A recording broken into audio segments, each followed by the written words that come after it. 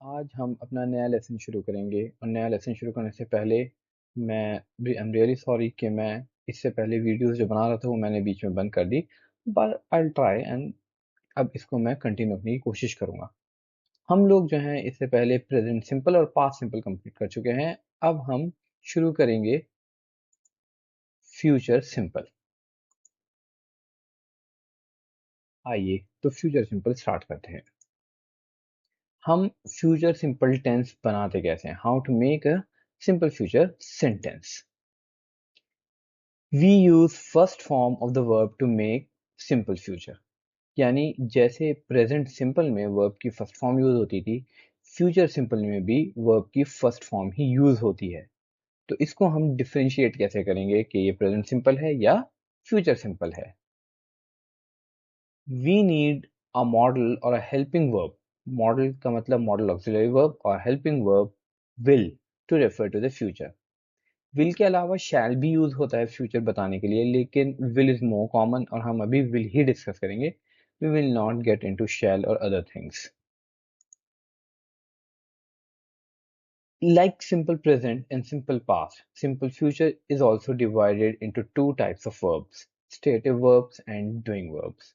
जैसे present simple को हमने दो टाइप के वर्ब में डिवाइड किया था, इज एम आर और एक्शंस, इसी तरह पास्ट सिंपल को वॉज वर और एक्शन, फ्यूचर सिंपल भी स्टेटिव वर्ब और एक्शन वर्ब्स में डिवाइड होता है। सबसे पहले हम ये देख लेते हैं कि जो प्रेजेंट फ्यूचर सिंपल है इसमें हम वर्ब की फर्स्ट फॉर्म से पहले विल लगाते हैं।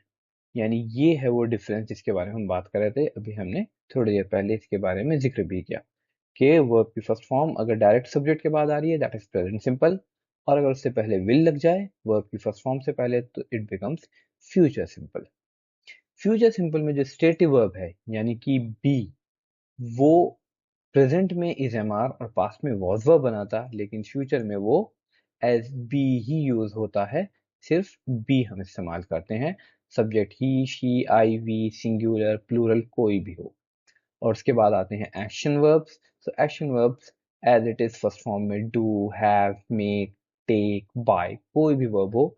लेकिन प्रेजेंट सिंपल और फ्यूचर सिंपल में एक और डिफरेंस है कि प्रेजेंट सिंपल में हमने वर्ब को ही शी इट के साथ उसके एंड में एस ई एस लगाया था, यानी डू के साथ डज बन गया था, हैव हैज बन गया था, मेक मेक्स बन गया था। लेकिन फ्यूचर सिंपल में ऐसा कुछ नहीं है, सब्जेक्ट कोई भी हो हम simply do have make take buy go read play कोई भी वर्ब हो एज इट इज यूज करेंगे, उसमें कोई एस ई एस ऐड नहीं होगा।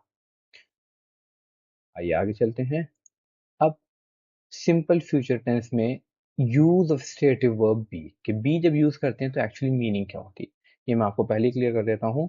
कि जब हम वर्ब बी यूज कर रहे हैं फ्यूचर में तो हम सिर्फ इतना बताना चाहते हैं कि जो हमारा सब्जेक्ट है दैट मीन्स एनी नाउन और अ प्रोनाउन, तो उसके बारे में हम ये बता रहे हैं कि फ्यूचर में उसकी क्या स्टेट होगी, यानी वो किस जगह पर होगा, किस हालत में होगा या क्या होगा, क्या एक्टिविटी करेगा, क्या एक्शन करेगा, हम ये बात नहीं करते। अब इसकी कुछ एग्जांपल्स पर आ जाते हैं। सबसे पहले हम लेंगे पॉजिटिव सेंटेंस जिसका स्ट्रक्चर सिंपल है। सब्जेक्ट आता है that will be a noun और a pronoun plus will plus first form of the verb that is B.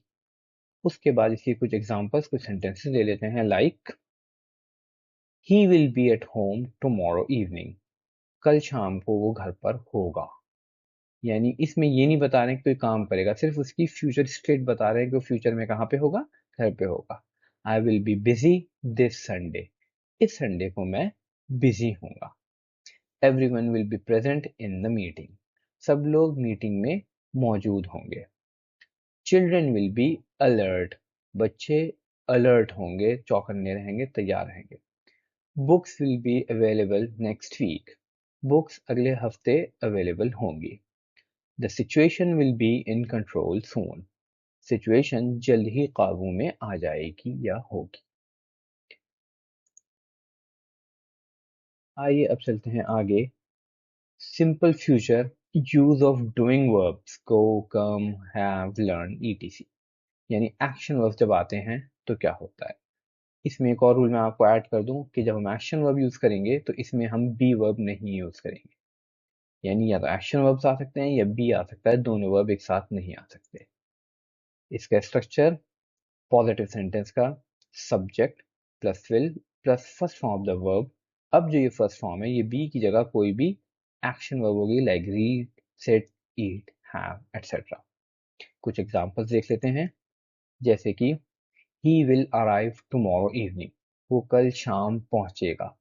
तो इसमें हमारे पास एक्शन वर्ब आ गया अराइव, जो विल के बाद आ रहा है। अब इसमें हमने बी नहीं लगाया, क्यों? क्योंकि जब एक्शन वर्ब आ गया तो बी वर्ब की जरूरत नहीं है, क्योंकि फ्यूचर सिंपल में दोनों एज मेन वर्ब यूज होते हैं। तो we can use either of the verbs, not both of them. I will drop in the evening, यानी शाम में मैं थोड़ी देर के लिए घर पे आऊंगा। ड्रॉप का मतलब एक्चुअली में तो होता है कोई चीज़ आपके हाथ से गिर जाए, छोड़ दें आप, लेकिन ड्रॉप के बाद जब इन लगता है तो ये फ्रेजल वर्ब बन जाता है। फ्रेजल वर्ब एक पार्ट ऑफ वोकैबुलरी है वर्ब्स में, जो कि हम बाद में डिस्कस करेंगे। इसकी मीनिंग डिफरेंट हो जाती है। जब हम ड्रॉप के साथ इन लगा के बोलते हैं तो इसका मीनिंग होता है किसी के घर पे कैजुअली ऐसे ही थोड़ी देर के लिए मिलने चले जाना, ऑफिस हो, घर हो, किसी जगह पे भी। Next sentence, we will discuss all the key issues, हम सारे जरूरी इश्यूज के ऊपर बात करेंगे, चर्चा करेंगे। Children will learn to speak, बच्चे बोलना सीखेंगे। I will call you later, मैं तुम्हें बाद में कॉल करूंगा। The situation will change soon, हालात जल्द ही बदल जाएंगे। तो गाइज ये हमारा फ्यूचर सिंपल कंप्लीट हो गया। सिर्फ पॉजिटिव अभी हमने कवर किया है, नेगेटिव और क्वेश्चन बाकी है। प्लीज इस वीडियो को ज़रूर देखें और लाइक करें और बेल आइकन दबाना ना भूलें। मैं इसके साथ एक आपको क्वेश्चनर भी दूंगा, जो नीचे लिंक में आपको मिलेगा। वहां जाके आप उन क्वेश्चंस को सॉल्व कर सकते हैं। They will be related to the future tense, और उसके आंसर्स आपको आपकी मेल आईडी पर मिल जाएंगे। तो आप देख सकते हैं कि आपने कितना सही किया और क्या मिस्टेक्स की। Thank you.